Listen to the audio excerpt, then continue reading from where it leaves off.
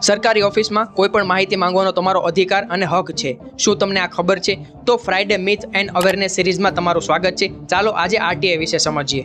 તો કોઈ પણ ઇન્ડિયન સિટીઝન ફક્ત 10 રૂપિયાની ફી ભરીને કોઈ પણ સરકારી ડિપાર્ટમેન્ટ પાસેથી માહિતી માંગી શકે છે ને કારણ આપવાની પણ તેમાં જરૂર નથી. અને ગવર્મેન્ટ ડિપાર્ટમેન્ટે 30 દિવસમાં જવાબ આપવો ફરજિયાત છે ને જો લાઈફ કે લિબર્ટી સંબંધિત મેટર હોય તો ફક્ત 48 કલાકમાં જવાબ મળવો જ જોઈએ. અને જો જવાબ ના મળે અથવા તો રિજેક્ટ થાય તો પહેલા ડિપાર્ટમેન્ટના એપેલેટ ઓથોરિટી પાસે તમે ફર્સ્ટ અપીલ કરી શકો છો ને પછી તમે સ્ટેટ અથવા તો ઇન્ફોર્મેશન કમિશન પાસે સેકન્ડ અપીલ પણ કરી શકો છો. પણ ધ્યાન રાખો, 2023ના ડીપીડીપી એક્ટે આરટીઆઈના સેક્શન 8 સબસેક્શન 1 અને ક્લોઝ જેમાં ફેરફાર કરીને પર્સનલ ઇન્ફોર્મેશનના પબ્લિક ઇન્ટરેસ્ટ એક્સેપ્શનને હટાવી દીધો છે ને હાલ આ મુદ્દો સુપ્રીમ કોર્ટમાં પણ પેન્ડિંગ છે. અને મોસ્ટ ઇમ્પોર્ટન્ટ વાત, આરટીઆઈ એપ્લિકેશનમાં ક્વેશ્ચન ચોક્કસ અને સ્પેસિફિક લખો અને બ્રોડ પ્રશ્નો રિજેક્ટ થવાની શક્યતા વધારે રહે છે. તો કોમેન્ટમાં જણાવો તમે ક્યારે આરટીઆઈ ફાઇલ કરી છે. તો એવરી ફ્રાઇડે લીગલ મિથની નવી જાણકારી માટે ફોલો કરવાનું ના ભૂલશો.